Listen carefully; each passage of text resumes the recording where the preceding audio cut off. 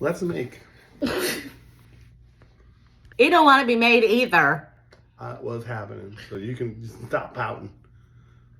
Let's make a pickle whiskey sour. Why? I don't know. Great. 1.5 ounces of bourbon whiskey. 1/2 ounce of kosher dill pickle juice. You're putting the pickle juice in the cocktail? Wait. It's not a chaser. No. I'm convinced at this point you're just finding things to put together and calling it a cocktail. 1/4 ounce of lemon juice. This is the sour part. Voila. Fine.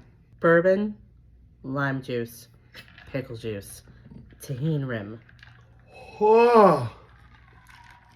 I mean, dude, this smells so good. I'm gonna pour one for myself eventually. What is are those zesty pickles? What is this? Cheers to a pickle whiskey sour. No cheers.